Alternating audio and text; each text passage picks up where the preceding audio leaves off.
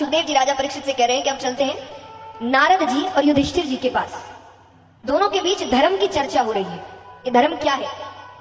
नारद जी कहते हैं धर्म के ऐसे 30 लक्षण हैं। मैं तुम्हें शुरुआती 5 बताता हूं जो नींव है।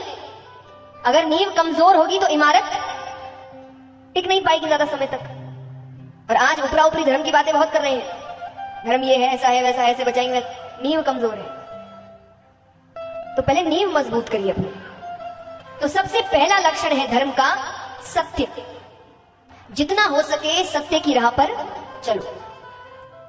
देखिए इसीलिए मैंने कहा जितना हो सके। मैं कोशिश यही करती हूँ वही बातें करूं जो आप लागू कर सके, वरना ऐसी बातें कहकर क्या फायदा। कह तो दे, पता चले आप यहां से बाहर निकलने के बाद कहेंगे कुछ भी कहते हैं, इनके बोलने से होता है क्या?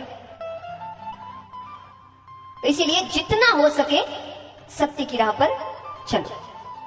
जहां झूठ की जरूरत नहीं वहां झूठ मत बोलिए। जैसे उदाहरण स्वरूप, ये उदाहरण भी पुरुष वर्ग की तरफ ही जाता है। देखिए ये मैंने कोई मन से मैं बना के नहीं लाई हूं। अब ऐसे उदाहरण आ रहे हैं जो आप पर ही लागू ज्यादा होते हैं। तो मान लीजिए कि आपने किसी से मिलना तय किया, इतने इतने बजे वो व्यक्ति पहुंच गया। अब आपको फोन करा, कहां हूं? आपका क्या जवाब होता है? 2 मिनट, बस पहुंच गया। अरे सिग्नल पे, है ना? असलियत क्या होती है?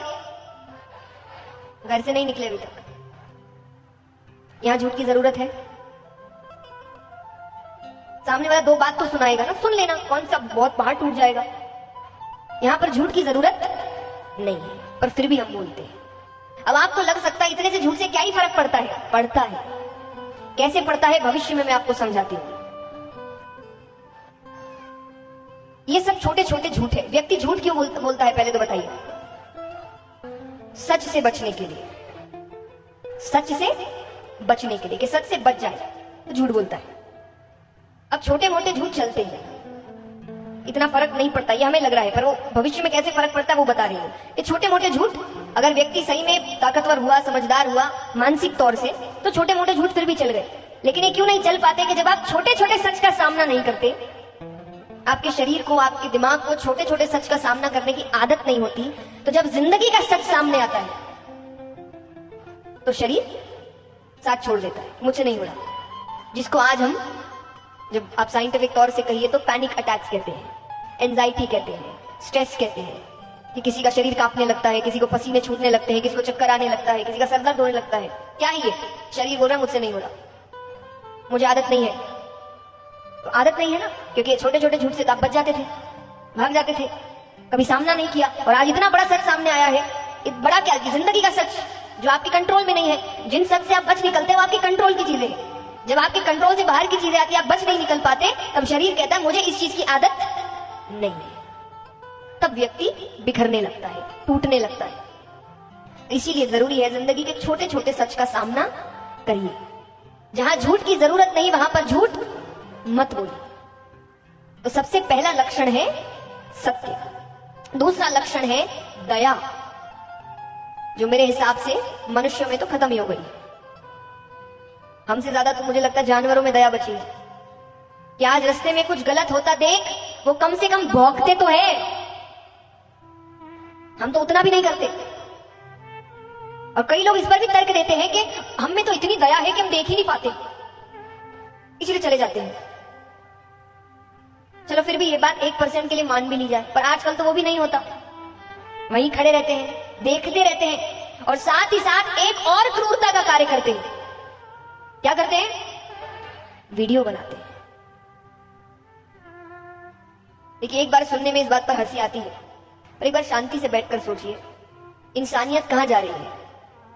कि आपकी आंखों के सामने कोई तकलीफ में है, कोई पीड़ा में है, कोई चीख रहा है, हम आराम से खड़े रहकर वीडियो बना रहे हैं, कुछ असर नहीं हो रहा हम पर। आज व्यक्ति मदद ना भी करे, लेकिन दूर खड़ा खड़ा ही पागल हो जाए कि मैं क्या करूं, मैं कैसे मदद करूं, उसको कुछ नहीं हो रहा, वो आराम से खड़े रहकर वीडियो बना रहा है। इंसानियत कहां जा रही है?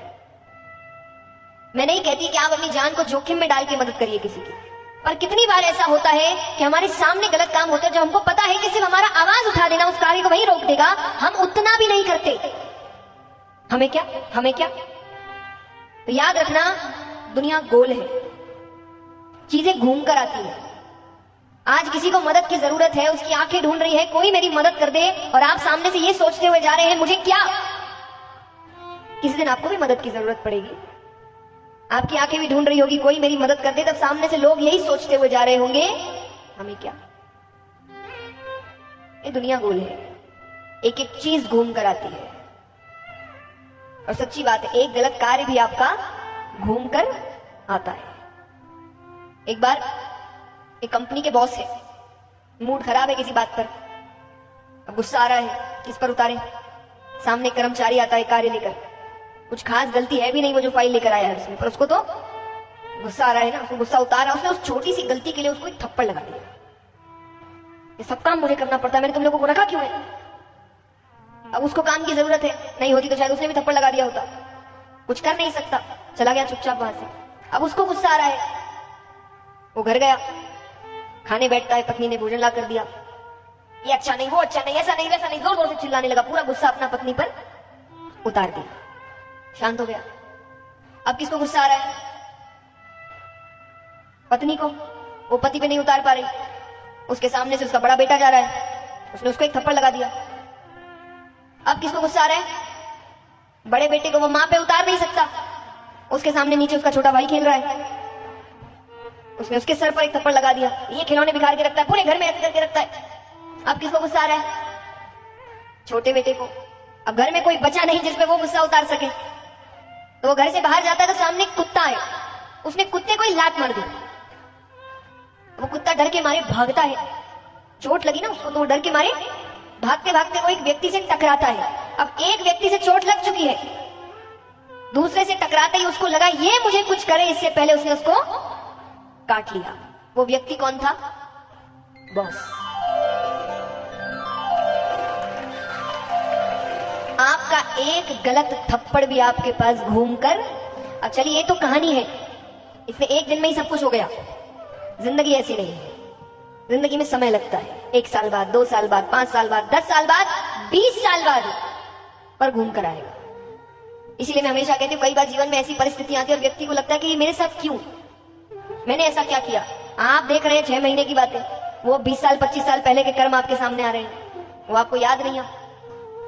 तो याद रखना, आपको जो भी मिलता है आपके कर्म अनुसार ही मिलता है। अब चाहे वो कर्म इस जन्म के हैं या पिछले जन्म के, पर कर्म आपके ही है। भगवान किसी को कुछ बिना उसके कर्मों के नहीं देते। तो आपको जो भी मिल रहा है, अच्छा है, बुरा है, बढ़िया है, ठीक ठाक है, वो सब हमारे ही कर्मों का फल है। तो जो भी चाहिए उसके लिए फिर और कर्म करो, और मेहनत करो, और अच्छा करो।